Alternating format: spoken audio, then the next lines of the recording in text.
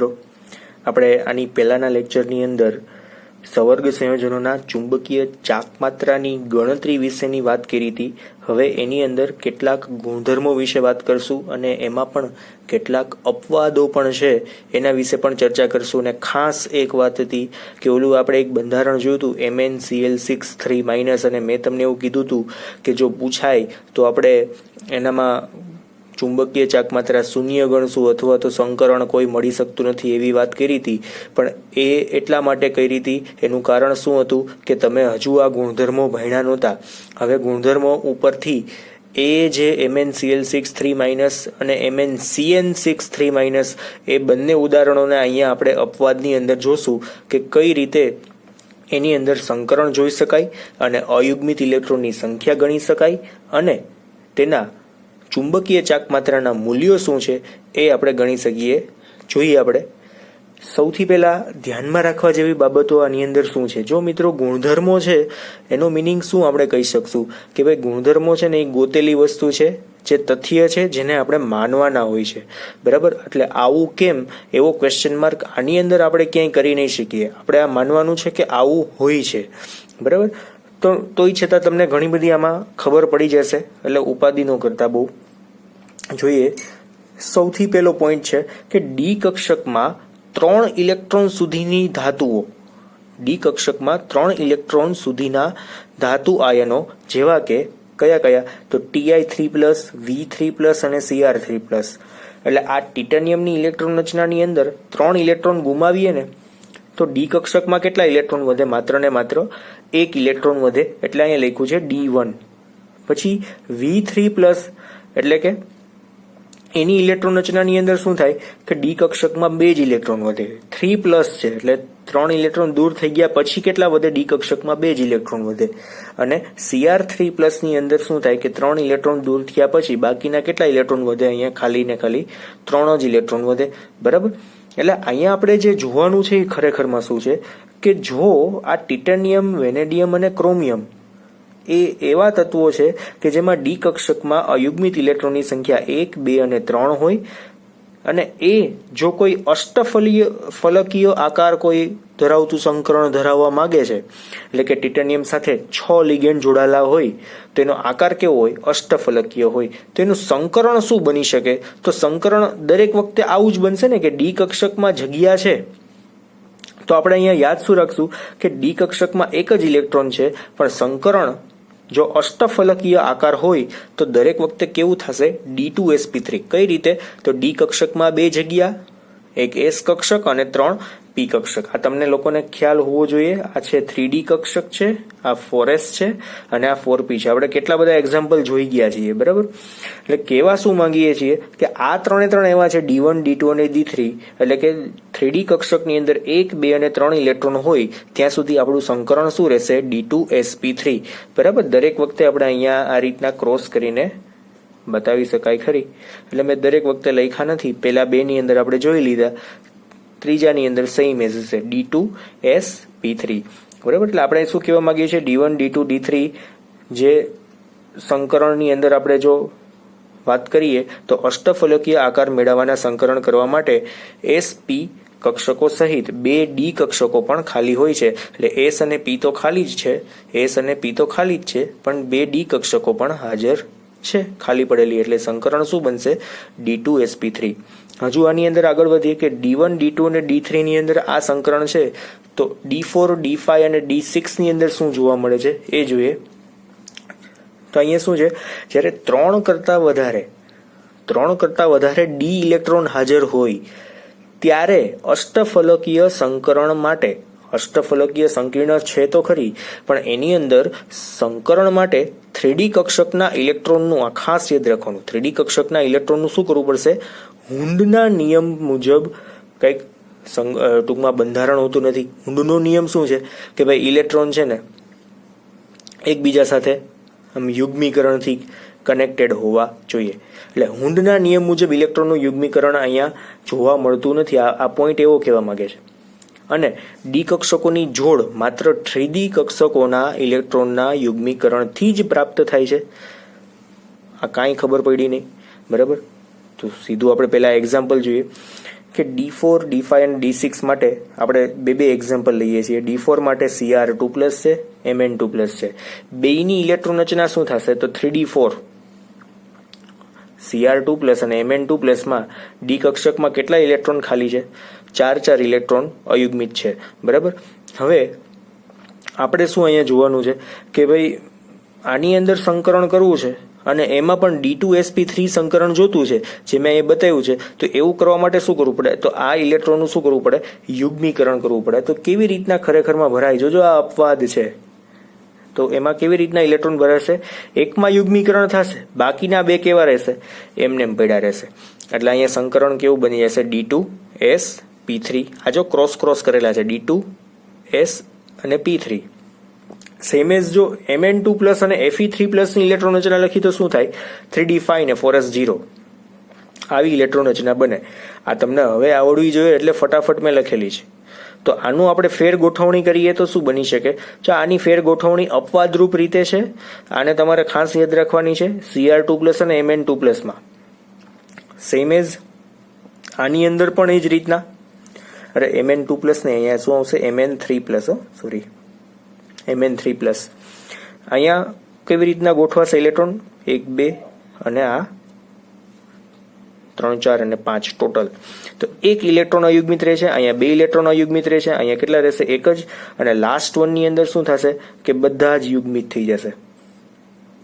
પણ દરેક વખતે આપણે સંકરણ કયું રાખ્યું છે? કોમન. કયું? D2sp3. એટલે મેં લખ્યું છે કે 2 અયુગ્મિત ઇલેક્ટ્રોન, 1 અયુગ્મિત ઇલેક્ટ્રોન અને અહીંયા કોઈ જ અયુગ્મિત નથી વધતા. એટલે કયું રહેશે? અહીંયા ઇલેક્ટ્રોનની સંખ્યા 0. તો ડી કક્ષકમાં અયુગ્મિત ઇલેક્ટ્રોન હોય છે તો જ ચુંબકીય ચાક માત્રા આપણને મળે. અહીં 0 છે તો ચુંબકીય ચાક માત્રા મળતી નથી. બાકી આ બેની અંદર છે તો એની અંદર આપણને ચુંબકીય ચાક માત્રા જોવા મળશે. D6 માં ચુંબકીય ચાક માત્રા જોવા મળતી નથી. એનું કારણ શું? અહીં યુગ્મીકરણ થઈ ગયું છે. ઇટ મીન્સ ડી કક્ષકમાં ઇલેક્ટ્રોન હોય તો ચુંબકીય ચાક માત્રા જોવા મળે. આપણે અહીંયા બે કોન્સેપ્ટ એક સાથે ભણ્યા કે સંકરણ થાય તો શું થાય? તો D2sp3 જ થાય. પણ સંકરણ દરેક વખતે D2sp3 હોય તો ચુંબકીય ચાક માત્રા મળે એવું જરૂરી નહીં. બરાબર. અહીંયા અયુગ્મિત ઇલેક્ટ્રોન છે તો આની ચુંબકીય ચાક માત્રા આપણને મળી શકે. આ તમને લોકોને ખબર જ છે કે 2 અયુગ્મિત ઇલેક્ટ્રોન હોય તો 2.83, એક હોય તો 1.73. બરાબર. એટલે આ અપવાદરૂપ આખા કેસ હતા, એની વાત આપણે કરતા હતા. D1 D2 D3 ની અંદર D2sp3 સંકરણ જ થાય છે.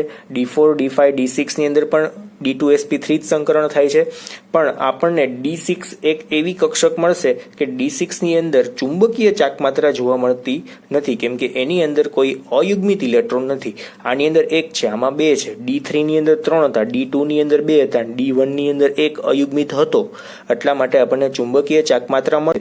તો આની અંદર એક અપવાદરૂપ કેસ જે છે એ કયો છે? D4. એ D4 ની અંદર ચુંબકીય ચાક માત્રા કેટલી છે એને આપણે ખાસ ગણીએ, એક એક્ઝામ્પલ થ્રુ જોઈએ. D6 આયન ધરાવતા સવર્ગ સંયોજનોની સાપેક્ષે કોની અંદર? D4 અને D5 આયન ધરાવતા સવર્ગ સંયોજનોની ચુંબકીય ચાક માત્રા અપવાદરૂપ રીતે આપણે નીચે પ્રમાણે ગણી શકીએ. તો કઈ રીતના જોવાનું છે? તો MnCN6 - આવું બંધારણ છે. ઓક્સિડેશન આંક શું થશે Mn નો? Mn3+. મેં અહીંયા શું કર્યું છે? સીધી ઇલેક્ટ્રોન રચના લખી છે. કોની? Mn3+ ની. બરાબર. તો Mn3+ ની ઇલેક્ટ્રોન રચનામાં સાયનાઇડ છે એ પ્રબળ લિગેન્ડ છે. Mn3+ ની તમને લોકોને સીધી જ આવડે છે.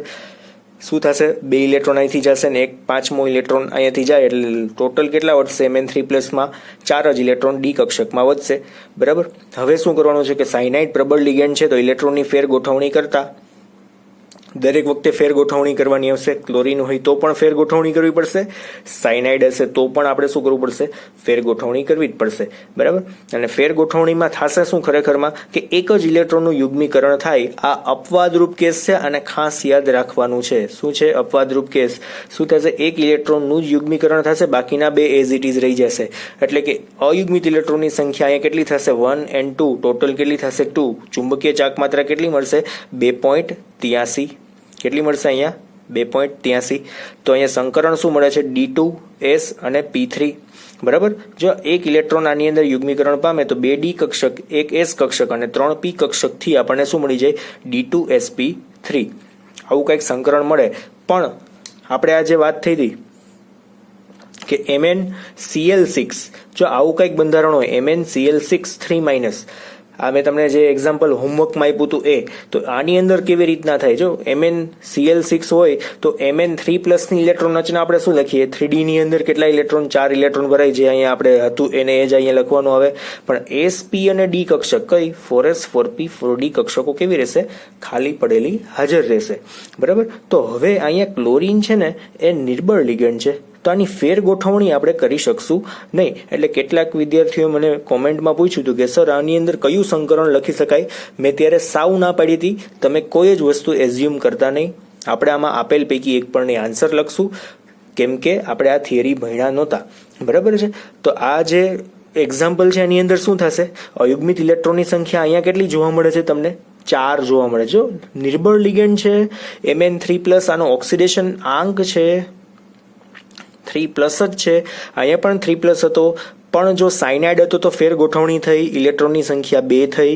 અને અહીંયા ક્લોરીન છે, ફેર ગોઠવણી ન થઈ, એટલે n આની અંદર શું મળશે? 4 મળશે. દેખાય છે? એટલે અહીંયા મેં ક્રોસ જો કેટલા કર્યા છે, એક S કક્ષકમાં કર્યું છે. જો અહીંયાથી ચાલુ જ નહીં થાય, આપણે ત્યારે એવું સમજ્યા નહોતા. પણ આ બોક્સમાં આપણે ઇલેક્ટ્રોન ભરી શકતા નથી. અને મેં તમને પહેલા સમજાવ્યું છે કે અષ્ટફલકીય સંકીર્ણ હોય તો 2 જ પ્રકારના સંકરણ થઈ શકે. કયા કયા? કાં તો D2sp3, કાં તો sp3d2. આ બેમાંથી જ થાય એક. બરાબર. તો D2 તો પોસિબલ થતું જ નથી. તો હવે કયો રસ્તો રહ્યો? sp3d2 નો. તો ખાલી પડેલી તો હાજર છે જ. તો અહીંયા એક S પ્રકાર, 3 P પ્રકાર અને 2 D પ્રકાર. એટલે કે શું બનશે? sp3d2 આવું સંકરણ બનશે. n = 4 અયુગ્મિત electron. 4 એટલે કેટલા થશે? ચુંબકીય ચાકમાત્રા 4.90. આવડે છે તમને લોકોને ટેબલ ઉપરથી. બરાબર. એટલે અહીંયા સુધીના પોઈન્ટ જે હતા એ મેઇન ગુણધર્મના પોઈન્ટ હતા. હવે આપણે એના એક્સ્ટ્રા એક્ઝામ્પલમાં જઈએ, તમને સીધું આવડી જાય એટલા માટે. એમાં મેં ક્યાંક ખાલી જગ્યા રાખી છે તમારા હોમવર્ક માટે. જોજો એક્સ્ટ્રા એક્ઝામ્પલ. MnCn6 3-. હમણાં જ આપણે જોયું અપવાદરૂપ રીતે સંકરણ શું બને છે? D2sp3. આ ખાસ અપવાદ યાદ રાખવાનો છે. બરાબર. અપવાદ લખ્યો છે, ઇટ મીન્સ ઇમ્પોર્ટન્ટ છે, તમારે યાદ રાખવાનો જ છે. MCQમાં પૂછાય તો આવડવું જોઈએ. અયુગ્મિત ઇલેક્ટ્રોનની સંખ્યા આની અંદર કેટલી હતી હમણાં જોઈ તમે? 2. અને ચુંબકીય ચાકમાત્રા 2 શું થશે? 83. આ તો તમને આવડે જ છે. FeCN6 3-. ઘરે કાઉન્ટ કરવાની ટ્રાય કરજો જાતે. સંકરણ બનશે D2sp3 જ. આ જ સંકરણ બનશે. અયુગ્મિત ઇલેક્ટ્રોનની સંખ્યા કેટલી હશે? 1 મળશે આની અંદર. શું કામ એને 1? તો તમને આ રીતના Fe3+ ની ઇલેક્ટ્રોન રચના આખી આવડવી જોઈએ. એમાં શું કરીએ? જો સાયનાઇડ છે તો શું કરીએ? આ રીતના એક અયુગ્મિત ઇલેક્ટ્રોન વધે, બાકીના કેવા રહેશે? આ બોક્સમાં 2 બોક્સ કેવા રહેશે? ખાલી રહેશે. તો આ 1 છે તો એક અયુગ્મિત ઇલેક્ટ્રોન 1.73. હવે CO-C2O4 આ કેવો લિગેન્ડ છે? પ્રબળ લિગેન્ડ છે. તમારા હોમવર્કમાં તમારે મને ગોતીને દેવાનું છે. બરાબર. કે પ્રબળ લિગેન્ડ હોય તો અહીંયા સંકરણ કયું હોઈ શકશે? આ તમારે મને ગોતીને દેવાનું છે. CO-C2O4 3-. બરાબર. આ તો મેં તમને ગોતીને કીધું જ. n = 0. ચુંબકીય ચાકમાત્રા પણ શું થાય? 0 જ થાય. ત્યાર પછી MnCl6 3-. હમણાં જ મેં તમને સમજાવ્યું. sp3d2 સંકરણ થશે. અપવાદ છે ફરી પાછો. આની અંદર પણ તમારે શું ગોતવાનું છે? અયુગ્મિત ઇલેક્ટ્રોનની સંખ્યા ગોતવાની છે અને ચુંબકીય ચાકમાત્રા ગોતવાની છે. આ તમારા હોમવર્કમાં છે. તમારે હોમવર્કની અંદર શું કરવાનું છે? કોમેન્ટમાં ક્વેશ્ચન નંબર 3, 4 અને 6 આ જે રેડ લાઈન છે એ તમારે મને કહેવાની છે. ક્વેશ્ચન નંબર 3 નો આન્સર સંકરણ જ ગોતવાનું છે. ક્વેશ્ચન નંબર 4 માં તમારે સીધી ચુંબકીય ચાકમાત્રા કહેવાની છે. અને ક્વેશ્ચન નંબર 5 ની અંદર સંકરણ અને ચુંબકીય ચાકમાત્રા FeF6 3- જે છે એમાં સંકરણ sp3d2 થાય છે. આ તમે 6 એક સાથે ઘરે ગણવા હોય તો ગણી શકો છો તમારી પ્રેક્ટિસ માટે. એટલે થોડીક વધારે મજા આવશે. બરાબર.